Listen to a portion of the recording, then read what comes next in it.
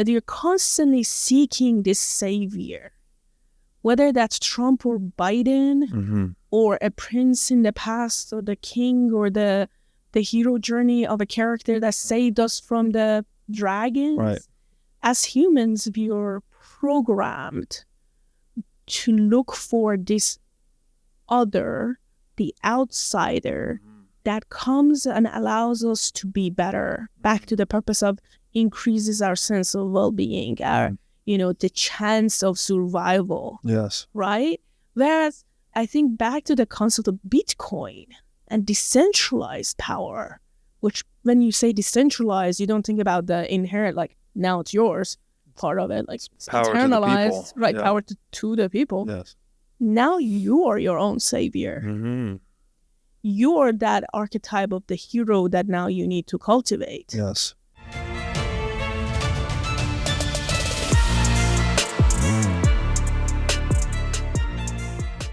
Hey everybody, welcome to the What is Money Show. I am thrilled to have you here joining me on my mission to help shine light on the corruption of money. Now, if this is your first time listening to the What is Money Show, I strongly recommend that you go back to episodes 1 through 9 first, which lays a lot of the groundwork for many of the concepts that we explore on the show. These first 9 episodes are my series with Michael Saylor, and thousands of people have told me that this is the best podcast series they've ever heard, hands down, and that it was instrumental to their understanding of money and Bitcoin. So if you're looking to start a deep dive into the nature of money, I don't think there's any place better that you can start other than episode 1 of this show. Now, a little bit about this show and how it makes money. The What is Money Show is 100% sponsor-based, so all of our revenues are derived from direct sponsorships. And I strive to be very selective about the sponsors that I work with, specifically only using sponsors that I use personally, and also choosing sponsors that have values which are well aligned to the values expressed on this show, such as freedom, education, self-sovereignty, etc. So what I'm going to do now is a few ad reads right at the top of the show, and then I'll do a few more ad reads in the middle. And I hope you'll take the time to listen to them, as again, these are hand-selected sponsors, and I think you'll like what they have to offer. Today's podcast is brought to you by In Wolf's Clothing. Wolf is the first startup accelerator dedicated exclusively to the Bitcoin Lightning Network. 4 times per year, Wolf brings teams from around the world to New York City to work with like-minded entrepreneurs, pushing the boundaries of what's possible with Bitcoin and Lightning. The program is designed to help early-stage companies achieve product-market fit, develop their brand, secure early-stage funding, and grow businesses that help fuel the global adoption of Bitcoin. So go to wolfnyc.com to learn more about the program or apply.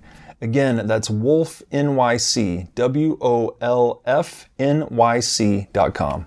Sophie von Laer, welcome to the What is Money Show. Thanks for having me. Just had your wonderful husband on. We had a very interesting conversation about his organization, Students for Liberty. And now you and I think, are going to have a bit of a rabbit hole conversation on the relationship between Bitcoin and leadership. Yeah. So you start here with something I've never heard of. I'm looking at our notes. Leadership defined as the great man theory versus leaders that are made. Could you just unpack that for us? What is this great man theory versus leaders that perhaps are made?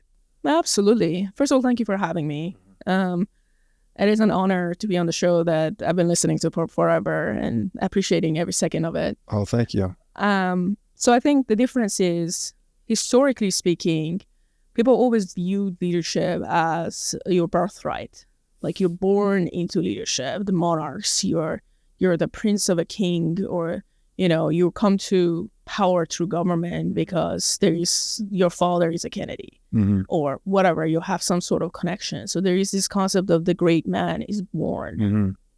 Whereas what I believe is that Bitcoin changes the paradigm to leaders are made through the understanding of how the power shifts from the more of a centralized idea to the individual. And now it's your responsibility to understand how to be the right leader for this movement. So the additional responsibility, I guess power and responsibility that Bitcoin gives the individual sort of moves us from this world where we have hereditary leadership, which we still sort of do to, like, we think we're liberal democracy or whatever, but whatever, Bush Senior, Bush Junior, they have these dynasties still, that we're moving more towards a world that is perhaps more merit-based in terms of what leaders are promoted to those positions. 100%. Yeah.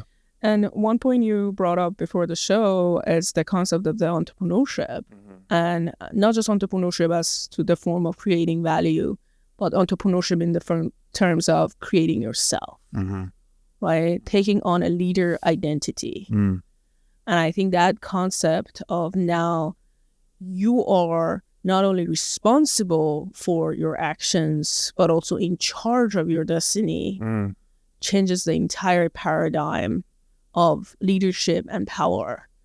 And I think it's very similar to the concepts that you've been discussing on your show of money now has a new definition through the lens of Bitcoin, right? We look at it as social contract. Michael Saylor talks about energy, and we look at it differently.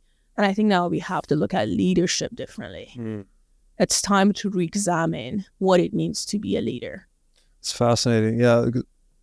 One of the themes, it was an unexpected theme that I discovered in doing this show and continually rediscover, is that question, what is money, seems to highlight the inadequacy of language, right? That we're dealing with a very complex, fluid reality. Everything's sort of interacting with everything else all the time. But for us to communicate and deal with that reality, we use these little discrete data packets called words and language. And so it's a mapping tool, but it's indispensable. Like, it's the best thing we've got is language. It's very important, obviously. We're using it right now. Yeah. But it's inadequate to completely describe the complexities of reality. 100%. And it sounds like maybe leadership fits that bill as well, because, what is leadership, right? Like, it's, as you were saying offline, it's not like there's a static leader and static followers. Right. Although social media might make you believe that, right, when you have a number of followers, but it's much more of this dynamic process where 100%. In any moment, someone might be leading and then someone might be following. So it's like this dialogical process.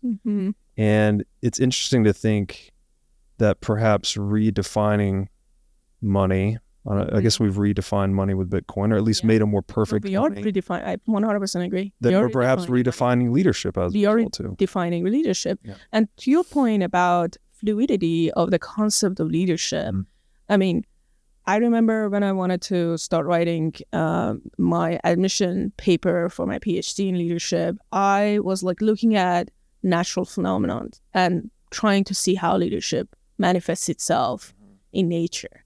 And I came across a flock of birds near a metro station in DC, and I saw how one bird takes on the role of the leader for 1 second and the rest follow. And then that shifts with the dynamics and the environment, and how natural and fast that kind of navigation works with the purpose, which is one of the fundamental concepts of the definition of leadership, with the purpose of maximizing the potential for the well-being of the group. Right? Interesting.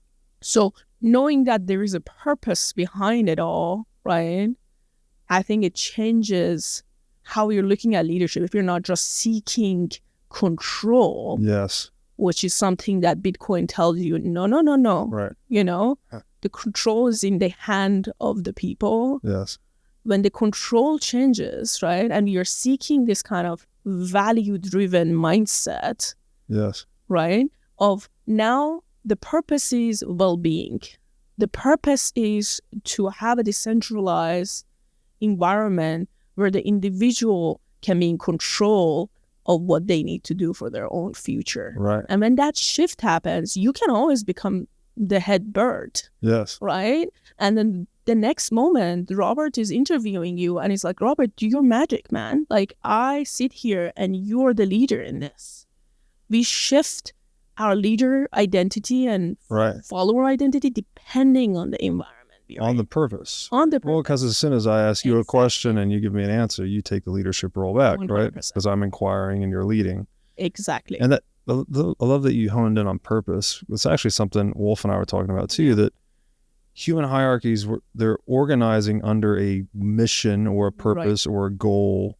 And the leader of that organization is meant to embody that principle, right? They have to, they are the representative of that higher mission.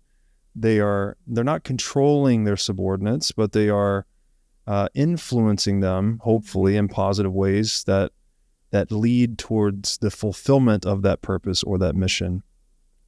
And Jordan Peterson talks about this a lot. This is the way humans have always organized themselves. The danger comes, though, once you start to confuse the principle of sovereignty with an individual sovereign, right? The actual leader with the mission in this case. And when you start to do that, that's when things devolve really rapidly, right? Because then all of a sudden this guy is a static leader. He doesn't have this dynamic role with his people anymore. And when things, again, if things become static or they rigidify, then it's not adapting to this complex fluid reality. So it falls apart almost by definition. And I guess, and the other thing about purpose, it's really interesting. I'm doing a keynote on this, but like the meaning of meaning. Yeah. That's one of the topics we went into. And there's sort of three meanings to the word meaning. Sorry, this is a bit of a tangent, but one would be, what is the meaning of life? Yeah. Right. So that is saying, what is the significance or the worth or the purpose of life? Right. It's like this big ontological kind of question. The second meaning of the word meaning is when you say something like, oh, he means well, or I didn't mean to do that. It has to do with how closely our intentions are connected to our actions, right? If I didn't mean to do that, that means my intentions were divorced from my actions, for instance. And then the third meaning of the word meaning is this traditional sense of like orderly information. When I say, what is the meaning of the word praxeology, right? You know, the study or the science of human action, there's a very specific sequence of words that make up that definition. No other sequence of words makes up the meaning of the word praxeology, for instance. Right. So it's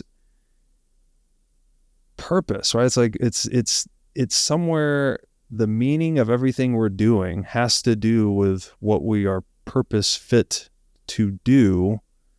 And humans, our superpower is that we can collaborate and meaning-making machines. We're meaning-making machines, but we're able to organize large groups of ourselves under a single purpose. I'm reflecting now on the Yuval Harari thesis where it says, you know, you can unite a chimp troop, 150 strong, but you can unite 10 million humans under a flag, right? Under one symbol.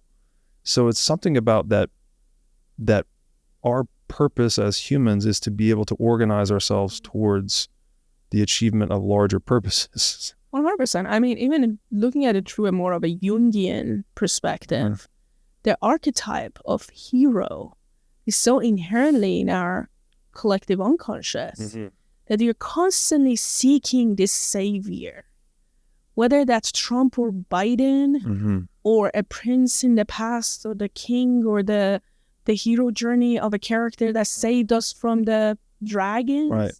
As humans, we are programmed to look for this other, the outsider, that comes and allows us to be better. Back to the purpose of increases our sense of well-being, our, the chance of survival. Yes. Right? Whereas I think back to the concept of Bitcoin and decentralized power, which when you say decentralized, you don't think about the inherent, like, now it's yours part of it, like it's internalized, right? Yeah. Power to the people. Yes. Now you are your own savior. You are that archetype of the hero that now you need to cultivate. Yes. Right? Yeah. So that shift, that paradigm shift that is so inherently like unfamiliar to us with the human history is something that I argue one needs to intentionally engage and reflect on and to see, like, so now what? what is the purpose, to your point? What is the purpose of this whole thing? And what is my purpose in the whole thing?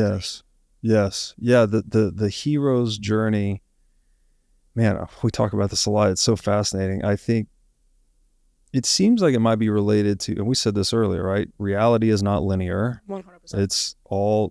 Everything's interacting with everything else. There's feedback loops between different phenomena. Everything. Even when we say phenomena, it's like we're arbitrarily drawing a box around a thing, saying this affected that. But in reality, there's just this continuum. Yeah. And so the hero's journey seems to be a mythological representation of that feedback loop that we all go through, like constantly, right? You go into the world, you face a challenging job, or you do a workout, or you travel the world, go into a new culture. You're constantly like exposing yourself to something novel. Yeah.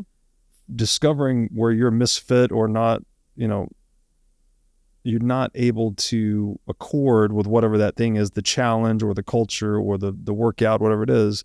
And then there's feedback that comes in and you adapt, right? And it's that constant continuous process of adaptation that the hero mythology seems to represent. Yes. And it's not outside of us, right? It's not, although we might have perceived it that way, that we need a hero to come and do that. It's actually, it is living itself almost. 100%. It is life itself is this constant hero's journey. Yeah. And maybe Bitcoin is just shifting the emphasis back to that reality, right? That you are responsible for your own life. No one's coming to save you. Something like that.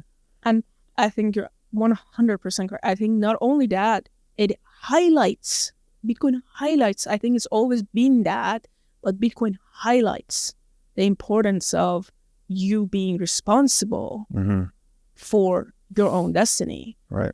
And it's not just about cybersecurity, like keep your, things on a cold wallet. Yeah. And it's about what do you do with that power and what.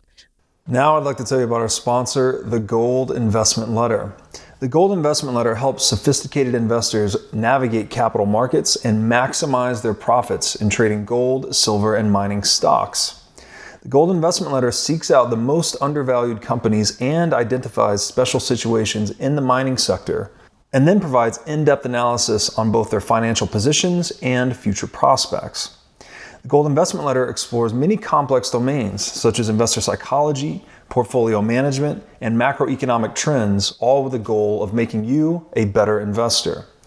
The Gold Investment Letter offers a free version and a paid premium version, and I strongly recommend you at least sign up for the free version because after having read a few of these issues, I can promise you it is a treasure trove of good information. You can sign up for the free newsletter today at goldinvestmentletter.com. Now I'd like to tell you about our sponsor, iCoin Technology. iCoin has just released a sleek new hardware wallet. Looks like a mini iPhone, a little touch screen and camera on it. The device has no Wi-Fi, no cellular connection, no GPS. It's a strictly physically cold hardware wallet. Like I said, it's got a high-res 3-inch touchscreen. It's got a camera for air gapping the wallet. It's got optional Bluetooth compatibility. And it's really a brand new UI, UX experience for a hardware wallet, making it very accessible, easy to use, not intimidating. And as we always talk about on this show, the only way you can truly own your Bitcoin is by having it in self-custody. So you need a device like iCoin Wallet to truly own your Bitcoin. Go to iCointechnology.com today and use promo code Bitcoin23 for 30% off of this new sleek hardware wallet. Now I'd like to tell you about our sponsor, CrowdHealth. CrowdHealth is a Bitcoin-enabled alternative to legacy health insurance. Now let's face it, legacy health insurance is an absolute scam. Nobody can explain this better than the legendary comedian Chris Rock. Insurance. You got to have some insurance. You got to. There's an insurance. They shouldn't even call it insurance. They should just call it in case shit. Like, I give a company some money in case shit happens. Now, if shit don't happen, shouldn't I get my money back? So with CrowdHealth, instead of just paying premiums that you'll never see again, you can hold part of this pool of savings in dollars and in Bitcoin through CrowdHealth. And when you have a health event, you can draw against this pool of communal savings. So go to joincrowdhealth.com/breedlove to learn more or sign up. But going back to your point about the internalized power, I think one concept that captures it very well is transformative learning theory, which very much looks at life, the hero's journey, through the lens of we continuously encounter disorienting dilemmas in life. Yes. Which is such a parallel to this whole concept of the rabbit hole, right? Which you're dropped into, right? Which means like you're disoriented, you're in this space of unknown, right? So when you look at transformative learning theory, just very parallel, very much like similar to this whole hero's journey, the first thing after you encounter this orienting dilemma is just kind of a sense of disorientation, confusion, not knowing, being lost. Yeah. This next step is self-examination. Yes. Of what am I? Who am I? What do I know about reality? Are these things that I'm receiving, the feedback loop, consistent with my assumptions? Yes. Right? And through that lens, you engage in experimentation with not just things, but who you are. Right. You create a leader identity, you create self-identity, you create your own whatever. Role-playing. Exactly, role play. Yes. 100%. You put on different masks to see which fits, which one is more authentic. And then through that, you learn self-efficacy. Right. Which is a kind of the muscle of self-confidence. And then, but exactly what you said, it's a feedback loop within a feedback loop. You do it again and again and again and again. And the more you do it, the more resilient you become. Right. Yes. So it's a spiral, like we talked about, like it's a spiral. It's not a staircase, it's a spiral. You keep coming back to the same truths. Yes. And learn them in a deeper sense. Yes. Yeah. You're kind of circling this axis of truth or whatever the thing is, but you see it at different aspects and deeper aspects as you spiral up or spiral down, depending on the metaphor. You see toddlers doing this too, like constantly trying on different personalities and personas. They're playing imaginary or imaginal actually all the time. I mentioned that book to you earlier about the imaginal. So what is this? I guess if you play this out in your mind, like where do you think a Bitcoinized world leads us, so to speak? Are we in a less hierarchical world? Are we in a obviously more decentralized world? But what does that look like in your estimation? I think obviously you will become more of a decentralized environment. And if you look at it through the lens of leadership, I think the hierarchical culture will no longer be feasible, right? And it becomes a more of a shared leadership model, right? It's just something that a lot of organizations nowadays are examining, right? Of like allowing people like becoming flat organizations, allowing for that communication and, influence to be more fluid and not have a sense of hierarchy. But I think that will spread and become more contagious on a societal level. I think we will have more of everybody having a say, right? And we see that with other forms of technology, with social media, for instance, you having a platform. You don't need to be born into money or power, right? But through your merits, to your entrepreneurship, to your point, Robert, I have so much respect for, you clearly are gaining that leadership in the space you are in, right? But I think Bitcoin accelerates that because it impacts the economy of things. Yes. Right? And when the economy is always impacted, when the money changes, everything else changes with it. Yes. Faster. Yes. Right? Yeah. So part of the thing, this came up earlier, what you were saying, it's often said of great leaders that their number one skill is that they're really good at identifying people of talent, right? And putting them in the right position, essentially. 100%. And so again, if it's about organizing ourselves under a common purpose, then the modern entrepreneurial leader would be someone that's really good at putting the right people in the right places, essentially, right? Yeah. And then creating that structure that best fulfills the mission of the collective organization. Back to mission, purpose, right? Yes. And I think it's the best leader. I think it's also on top of putting the right place, hiring the right people, or kind of shifting the right resources, is also empowering. Yes. Right? It is also the concept you and I talked about, creating that environment where the leadership and fellowship stays fluid. Mm-hmm. Right? Yes. Take direction from the people that know best. Like, hire the right people. There's a lot of quotes about that. And then kind of sit and listen to what they have to say, and then allow them to be the bird for the moment, right? The head bird, and you follow, and then shift again. Right. It's okay to not be in control all the time, right? Yes. So I think that changes the whole dynamic, and I think empowerment component is probably the most important, because a lot of people shy away from leadership. Sure. Right? So it's not only just putting the right people in the right place, but like empowering people. Yes. I'm doing a kind of a workshop in Prague coming up, which I know you will be there as well. Yes. Very much looking forward to BTC Prague conference, and it is going to be very much focused on building the ecosystem and the Bitcoiners who are very good at experimentation and that concept of transformative learning and, you know, knowing how to create things, and then using the same skill set to become better leaders.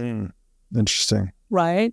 And empowering them to shape their own leadership. So the concept of empowerment, I think, is to answer your question, I think empowerment is the answer to good leadership. Yes. No, yeah, it's a beautiful picture you're painting, because rather than these static hierarchies where there's power at the top and followers at the bottom, it's this dynamic, right? That the leadership is moving within the organization as the circumstances demand. And I wonder too, because a big theme in Bitcoin is how it can be ego minimizing or ego killing even. And it's that whole principle of like, we are each just a node on the network. Right. There's something so beautiful in that, because it seems like that simple principle, if you took that into the 20th century, right, you could have undone a lot of this tyrannical madness where these people go mad with power, right? Like, whoever is in a position of power, they think they are the god or the king or whatever. And this idea that humans, it's okay, like you said, to not always be in control. You shouldn't always want to be in control, right? There are certain circumstances that you might not know how to deal with adequately. You would want to shift control over that, your response to that situation, to someone who is more adequately experienced or prepared or trained to deal with that. And so moving us from a less static to a more dynamic mode of human self-organization seems like a really good thing. Both within our personal experience of building ourselves, but also without, in the sense of like building the world and building organizations, et cetera. 100%. I think this whole shift requires a lot of intentional kind of programming, right? I think there's a lot of learning and unlearning involved in understanding that. I mean, I rely on a lot of the empirical studies done in changing cultures within an organization. And I think that can be very much amplified and extrapolated into the societal terms. So there is a lot of research done through Cameron Quinn on how to change the culture in an organization from a hierarchy, which is very similar to the fiat system, to a more of an autocracy entrepreneurial culture, right? And the two elements they discuss in those terms of how to approach it is give people autonomy, first of all.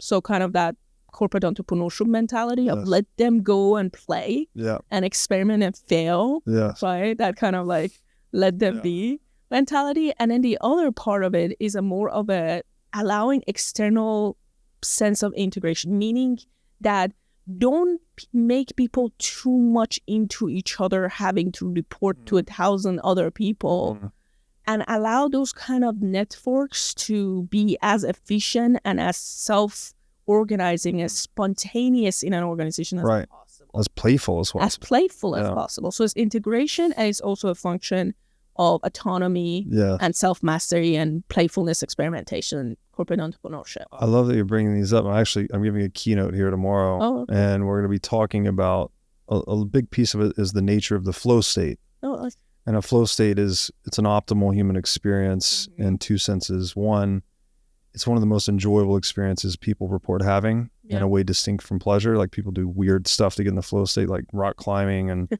things that aren't pleasurable per se, but they induce flow. And it's also optimal in the sense that people in flow tend to give their best performances. Yes. It's when their skills are matched to the demands of the situation. And there's a progression actually that gets you to the flow state, and it starts with curiosity. Like having you can see it through the lens of childhood development. So if a child is free to be curious, they'll find something that interests them. They might become passionate about it, which would be the step 2. If the passion deepens enough, it can become a purpose in their life, right? To pursue that passion, which is step 3, purpose. And then through the pursuit of this purpose, you naturally have to develop autonomy. You have to, because if you're going to pursue the purpose, it doesn't exist in the world. You're trying to create something that doesn't exist in the world. You have to become independent, obviously. You have to go against the grain to make that thing happen. So you develop autonomy. And then if you pursue autonomy far enough, you get self-mastery, which is like total command over yourself, your faculties, your skills, etc. And that progression is like how you get into this flow state, this optimal human experience, give your best performance, etc. But the piece, and we'll explore this in the keynote, is autonomy has always been weakened because we are not fully autonomous over the things we own, private property, right? Not at all. So there's always been this kink in the chain that we couldn't create conditions in which people could bootstrap themselves up into self-mastery, because we always had this condition of violated private property. So even the most competent among us were not able to push into full autonomy because they're having their shit stolen by the state all the time. 100%. And so we're interrupting this like optimal human experience of flow by building bad socioeconomic systems. So it's interesting that you brought up those topics of curiosity and self-mastery. Which is so interesting you mentioned that, because I think socialism or communism or socialism, whatever, it is, I personally see that very similar, controversial. It very much takes away from that allowing humans to flourish and reach a state of flow, which seems to be the purpose of it, but it's really counterintuitive to the idea of letting people be. And I think to your point of just flow in general and how to go through that kind of feedback loop you just described, I kind of see it always as a more of a cognitive habit, right? And like habits, like we will learn what a habit is. You know, there's something that is triggered, and then you do an action, and then there's a reward, like and then you're rewarded by it, and then it becomes a part of you. You get conditioned into doing it. Cognitive habits are very similar. There's just a mental aspect of it instead of a behavioral. It's mental, right?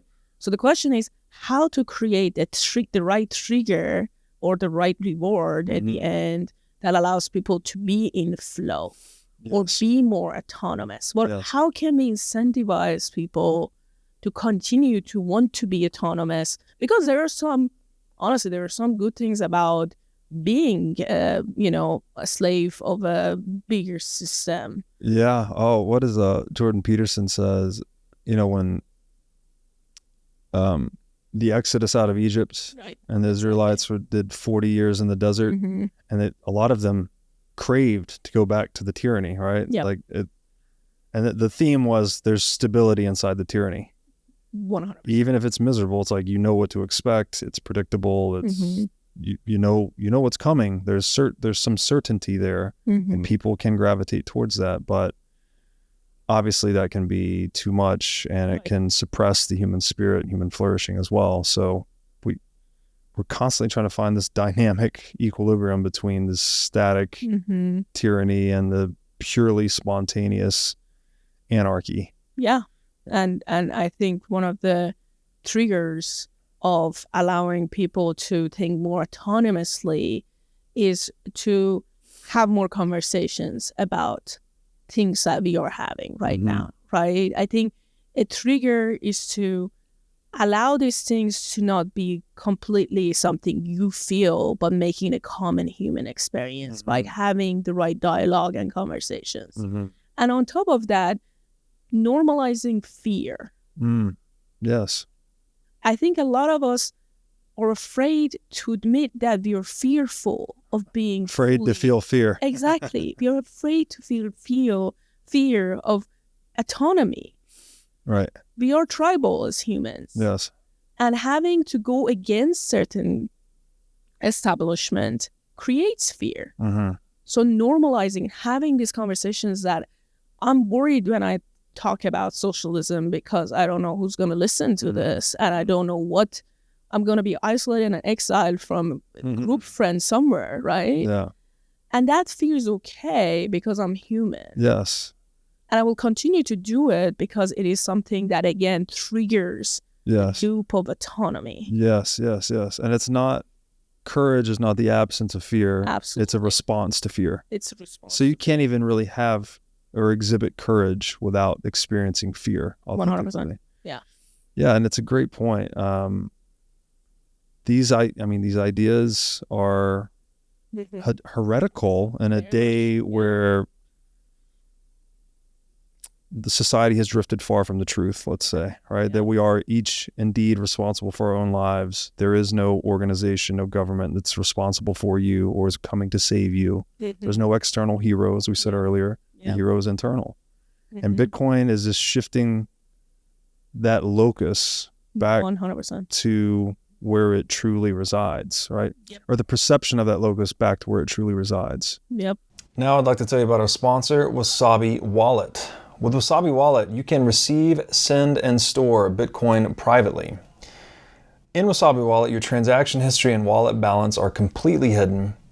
Wasabi Wallet is easy to use. All of its privacy features are built in by default, and it works with any amount of Bitcoin. Wasabi users can make CoinJoin transactions together with BTC Pay server users or Trezor Suite users. For BTC Pay server users, they can make payments directly inside of a CoinJoin, and for Trezor Suite users, you can make CoinJoins directly on a hardware wallet. These features result in fee savings and security improvements for both sets of users. So go to wasabiwallet.io today to download the state-of-the-art Bitcoin privacy wallet. Now I'd like to tell you about our sponsor, Casa. Casa makes it simple to buy and secure your Bitcoin without wondering whether you're doing it right. Specifically, Casa provides a multi-key custody solution, which is by far the most secure way to custody your Bitcoin. Now, when I talk about Bitcoin being theft-proof money or inviolable private property, a multi-key custody model is exactly what I am talking about. Using multiple keys lets you maintain full control of your Bitcoin while also giving you redundancy in case you lose one of the keys. It's also the best way to secure your Bitcoin for inheritance planning purposes. So go to keys.casa, that's C-A-S-A, today to sign up and use discount code BREEDLOVE. And the power, right? Yes. Power. That's the element we haven't touched on. I think we talked about purpose, we talked about control, we talked about autonomy, we talked about integration. But I think power is the concept that a lot of people don't understand because usually power most often as a legitimate power.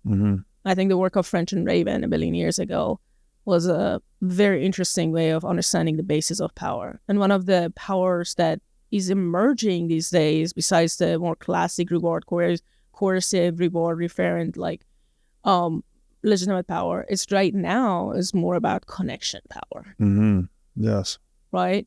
The power of the network, the power of us, again, empowering each other in the form that we are doing right now by having the right conversations, by being in this conference, by being in that idea of gaining power through this, creating the right connections is something that is going to be even more important as we become more, a part of this final state of Bitcoin being the norm of the society. Yes. No, it's a great point.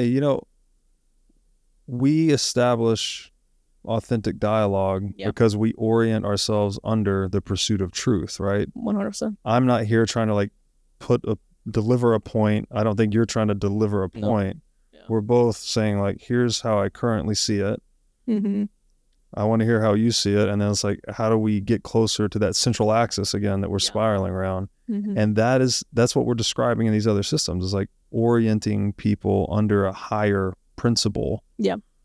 Typically the pursuit of truth, or, freedom, justice, unity, all of these things, again, just words, somehow gets us closer to our higher purpose as individuals, right? Which is, I don't know, we're all unique. Like, why did nature make us unique? Like, with all these variety of skill sets, it's reality throws a lot of different problems at us. So I guess nature gave us this very wide diversity of skills and talents and features, biological features, such that we can contend with reality in any of its different manifestations.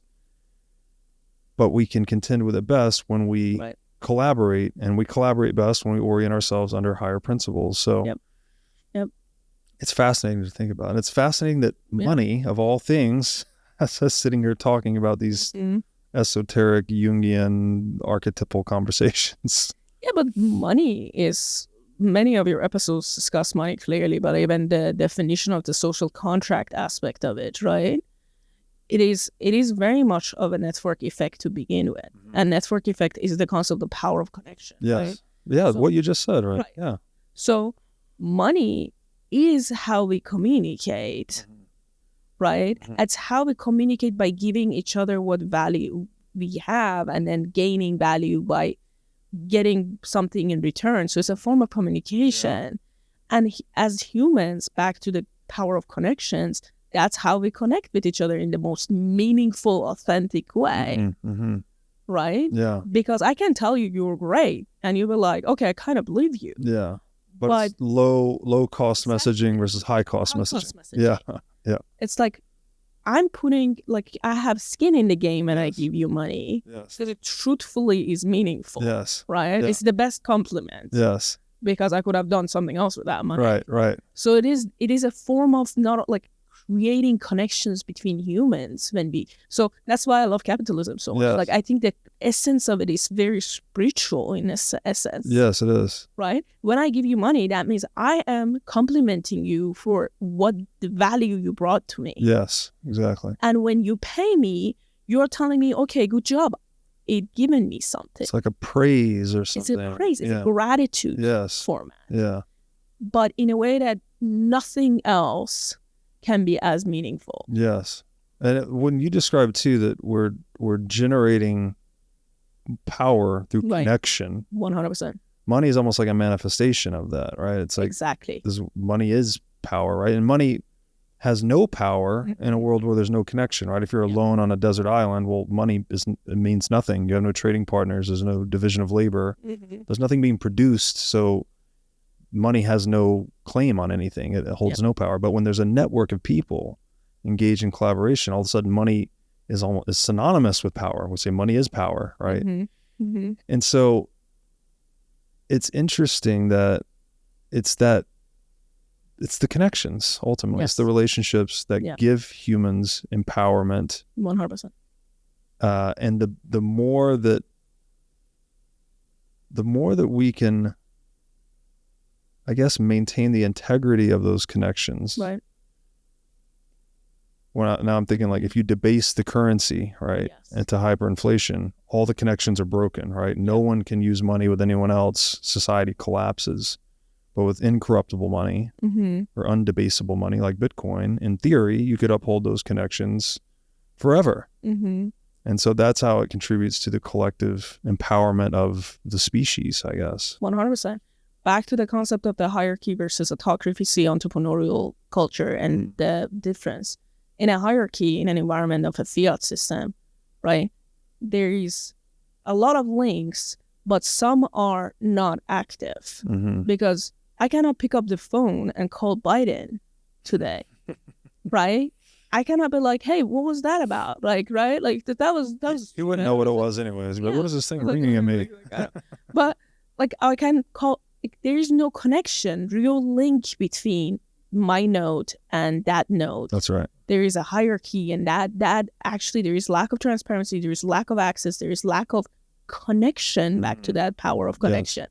Whereas when you make it flat, when you make it decentralized, you allow for this node to communicate with that node and give feedback. Yes.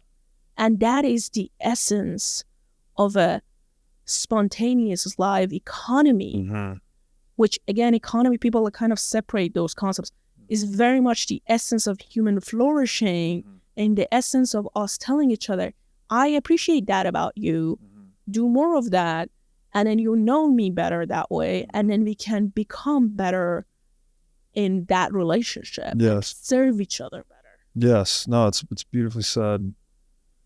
Information is flowing. Exactly. Right, which is again back to that other meaning of the word meaning. When information is flowing, all of a sudden we can make sense of the world around us, and we are more free to pursue purpose in the other meaning of the word meaning. 100%.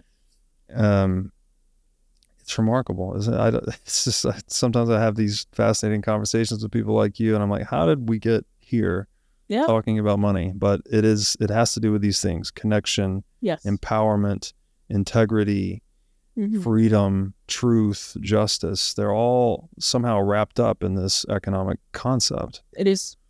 I mean, Bitcoin does not have followers because it's just money, right? Bitcoin has, and again, we talked about money as being this fantastic thing. I'm not saying minimizing its importance, but I'm saying Bitcoin is a philosophy. Yes. Yeah. Bitcoin is a way of life. It's a worldview. It's now you have this lens in front of your eyes that everything shifts as a result of it. Yes. Right? I look at it like my rabbit hole right now, obsession is leadership, right? Like yours is money. This is but we're all looking at things in a new way. Yes. Right? So the question is, now that we are confronted by this disorienting dilemma, this change, this questioning, this self-examination, what is next? Yes. And that is up to us to decide, right? 100%. Yeah. Right? So how are we going to empower one another? Right? Take on a leadership role. Yes. To empower one another in the most authentic way, and asking the right questions and improving the connections by the way that allows for the network to grow. So I think the answer to it all is the power of connections. It's beautiful. Right? Yeah. And seeing how that can manifest. I think that is a beautiful place to end it. I think so too. Unless you have any final words, and then if you could please let my audience know where they could find you on the internet. And thank you, by the way, for doing this. Thank you for having me. It's fun. Yeah, these conversations always very, very enjoyable for me. So same. Yeah. Thank you. Yeah. Sophie von Laer, LinkedIn is my, social media of preference, and Twitter as well. Sophistem is my handle. Very accessible. If anybody ever has a question about leadership and Bitcoin, this is my hyperfixation these days. Always available. Wonderful. Sophie, thank you so much. Thank you for having me. Yeah.